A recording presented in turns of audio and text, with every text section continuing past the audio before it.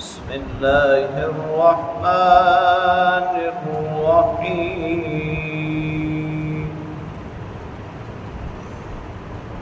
وقاتلوا في سبيل الله الذين يقاتلونكم ولا تعتدوا إن الله لا يحب المعتدين واقتلوهم حيث ثقفتموهم وأخرجوهم من حيث أخرجوكم والفتنة أشد من القتل ولا تقاتلوهم عند المسجد الحرام حتى يقاتلوكم فيه فإن قاتلوكم فاقتلوهم كذلك جزاء الكافرين فإن انتهوا فإن الله غفور رحيم صدق الله وصدق رسوله النبي الكريم۔ سورہ بقرہ کی آیت نمبر 190 تا 192 کی تلاوت آپ نے سماعت کی۔ ترجمہ سماعت فرمائیں۔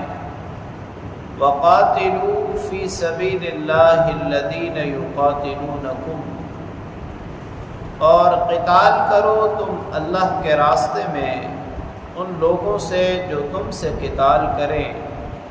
وَلَا تَعْتَدُوا، حد سے تجاوز مت کرو۔ ان اللہ لا يحب المعتدین، بے شک اللہ تعالی حد سے تجاوز کرنے والوں کو پسند نہیں فرماتے۔ وَاقْتُلُوهُمْ حَيْثُ ثَقِفْتُمُوهُمْ، اور قتل کرو ان کو تم جہاں چاہو جہاں پاؤ۔ وَأَخْرِجُوهُمْ مِنْ حَيْثُ أَخْرَجُوكُمْ، اور نکالو ان کو وہاں سے جہاں سے انہوں نے تمہیں نکالا۔ وَالْفِتْنَةُ أَشَدُّ مِنَ الْقَتْلِ، اور فتنہ تو قتل سے بڑی چیز ہے۔ وَلَا تُقَاتِلُوهُمْ عِنْدَ الْمَسْجِدِ الْحَرَامِ، اور تم ان سے مسجد حرام کے پاس قتال نہ کرو۔ حَتَّى يُقَاتِلُوكُمْ فِيهِ، یہاں تک کہ وہ تمہارے ساتھ مسجد حرام کے پاس قتال کریں۔ وَإِنْ قَاتَلُوكُمْ، اگر وہ مسجد حرام کے پاس بھی تمہارے ساتھ قتال کریں تو فَاقْتُلُوهُمْ، ان کو قتل کر دو۔ كَذَلِكَ جَزَاءُ الْكَافِرِينَ، کافروں کا بدلہ یہی ہے۔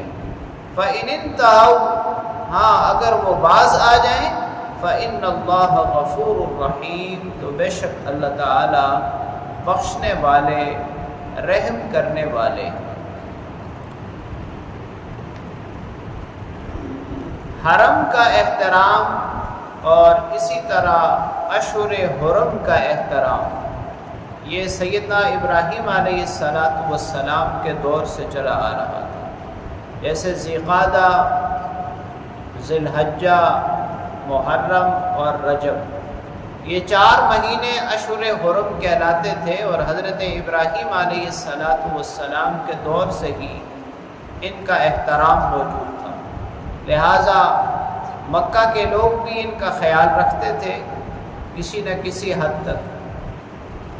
اسی طرح جو شخص حرم میں آ جاتا، اگرچہ وہ آپ کے برادری کے لوگوں کا، آپ کے دوستوں کا قاتل ہی کیوں نہ ہو، اسے نہیں چھیڑا جاتا تھا۔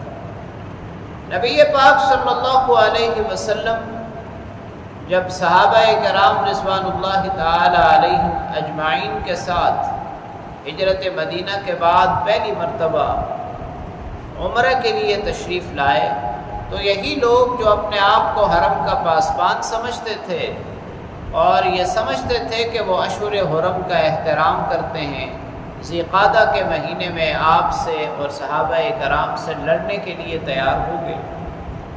نتیجتاً صلح حدیبیہ ہوا کہ اس سال مسلمان واپس چلے جائیں اور آئندہ سال آئیں، اور آ کر 3 دن قیام کریں اور عمرہ ادا کریں۔ اب جب آئندہ سال آنے کا وقت ہوا تو صحابہ کرام رضوان اللہ تعالی علیہم اجمعین کے دل میں یہ بات پیدا ہوئی کہ جو پچھلے سال ہمارے ساتھ لڑنے کے لیے تیار ہو گئے تھے حرمت والے مہینے میں، کیا معلوم وہ اس سال بھی ہمارے ساتھ قتال کریں، ہمارے ساتھ لڑنے کے لیے تیار ہو جائیں۔ پچھلے سال تو ہم صلح کر کے واپس آ گئے تھے، اب اس سال تو یہ ممکن نہیں ہے، اگر وہ لڑیں گے تو ہمیں بھی لڑنا پڑے گا، اور ہم لڑیں گے تو کیا اشہر حرم کے اندر، حرمت والے مہینوں کے اندر ہمارے لیے قتال جائز ہے یا نہیں، اور اسی طرح حرم کے اندر ہمارے لیے قتال جائز ہے یا نہیں۔ اللہ رب العالمین نے پوری تفصیل کے ساتھ ان تمام اشکالات کا جواب دیا کہ اگر وہ تمہارے ساتھ قتال کریں تو پھر تم بھی ان کے ساتھ قتال کرو، پھر تمہارے اوپر کوئی گناہ نہیں ہے کہ تم نے حرمت والے مہینوں میں قتال کیا۔ ہاں، اس بات کا خیال رکھنا کہ حد سے تجاوز نہ کرنا۔ حد سے تجاوز کا مطلب یہی ہے کہ بچوں، بزرگوں اور بیماروں کا خیال ضرور رکھنا۔ اور پھر اللہ کریم نے یہ بھی فرمایا کہ جہاں پاؤ انہیں قتل کر دو۔ اگر اب وہ ہتھیار اٹھا کر تمہارے خلاف نکل آئیں تو جہاں وہ ملیں تم انہیں قتل کر ڈالو، اور جہاں سے انہوں نے تمہیں نکالا یعنی مکہ مکرمہ سے، وہاں سے تم بھی انہیں نکال دو۔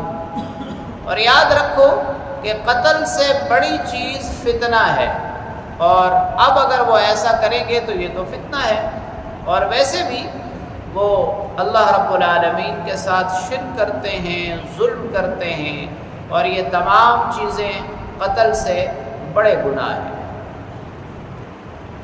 پھر اللہ کریم نے یہ بھی واضح فرما دیا کہ جہاں تک ہو سکے حرم کا احترام کرنا، لیکن اگر مسجد حرام کے پاس بھی وہ تمہارے اوپر حملہ کر دیں تو پھر تم اپنے دفاع کے اندر جو کارروائی کرو گے اس میں تمہارے اوپر کوئی گناہ نہیں ہے۔ اور اللہ کریم آخر میں یہ فرما رہے ہیں کہ کافروں کا بدلہ یہی ہے، اگر وہ اس طرح زیادتی کریں گے تو پھر اس کے مقابلے میں اس کا بدلہ بھی اسی طرح دیا جائے گا۔ ہاں، اگر وہ باز آ جائیں اور اپنے معاہدے کی پاسداری کریں تو پھر تم بھی معاہدے کی پاسداری کرو، بے شک اللہ رب العالمین بخشنے والے، رحم کرنے والے۔ پھر اشہر حرم کے اندر قتال کی حرمت کو تو اٹھا لیا گیا، لیکن حرم کی حرمت آج بھی باقی ہے۔ اللہ کریم سے دعا ہے اللہ تعالی ہمیں کلام پاک کو پڑھنے، سمجھنے اور اس پر عمل کرنے کی توفیق نصیب کرے۔